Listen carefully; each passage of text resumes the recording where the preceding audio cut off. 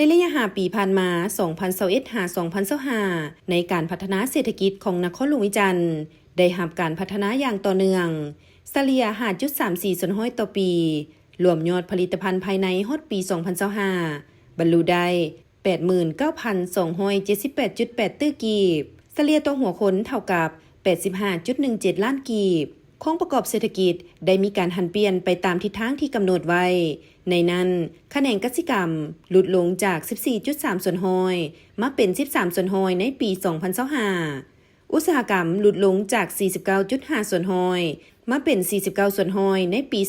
2025 และการบริการเพิ่มขึ้นจาก 36.2 มาเป็น 38 ในปี 2025 สหายอนุภาพตุนาลมคณะเลขาธิการศูนย์กลางภาคเลขาคณะภาคนครหลวงวิจันทร์ได้รายงานกล่องประชุมใหญ่ผู้แทนองค์คณะภาคนครหลวงวิจันทร์ครั้งที่8ในวันที่25 กันยายน 2025 นี้ว่ามากผลแห่งการนำพาการจัดตั้งปฏิบัติเวียกงานแต่ละด้านในระยะ5 ปีผ่านมาโดยเฉพาะด้านเวียกงานป้องกันศาสตร์ป้องกันความสงบทั่วปวงชนรอบด้านของภาคได้รับการจัดตั้งปฏิบัติเตรียมพร้อมรับมือและแก้ไขสภาพการที่เกิดขึ้นอย่างทันเวลากำลังประกอบอาวุธได้รับการยกระดับให้มีความทันสมัยนำใช้ระบบ ICT เข้าในเวียกงานปกสอย่างมีจุดซุ่มถือสำคัญการสร้างพลธิการกับทีมีแบบแผนซี่นำบรรษา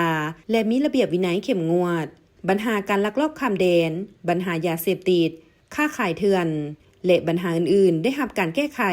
เฮ็ดให้นครหลวงวิจันทร์มีความสงบทางด้านการเมืองอย่างหนักแน่นสังคมมีความเป็นระเบียบเรียบร้อยโดยพื้นฐานการพัฒนาวัฒนธรรมสังคมได้เอาใจใส่ปฏิบัติยุทธศาสตร์การศึกษาแห่งชาตินำใช้วิทยาศาสตร์เทคนิคเทคโนโลยีหันไปสู่ความเป็นทันสมัยและเศรษฐกิจภูมิปัญญาเวียกงานสาธารณสุขได้รับการปรับปรุงและขยายลงสู่รากฐานสามารถควบคุมและตอบโต้พยาธิตามฤดูกาลการระบาดของพยาธิโควิด -19 ได้อย่างทันการสามารถประกาศนครหลวงวิจันทร์เป็นนครหลวงด้านสุขอนามัยแห่งที่2ของอาเซียนมูลเสื่อวัฒนธรรมฮิตของประเพณีอันดีงามของชาติของเผ่าได้รับการอนุรักษ์รักษาและเสริมขยายกำลังแรงงานได้รับการพัฒนาด้านสีมือมีระเบียบวินัยสูงขึ้นตอบสนองได้ความต้องการของตลาดแรงงานผู้ออกแรงงานได้เข้าถึงประกันสังคมนับมื้อนับหลายขึ้น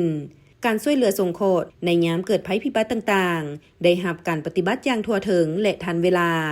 ปลุกระดมการบริจาคเลือดแห่งชาติลาวอยู่นครหลวงวิจันทร์ได้ลื่นคาดหมายที่วางไว้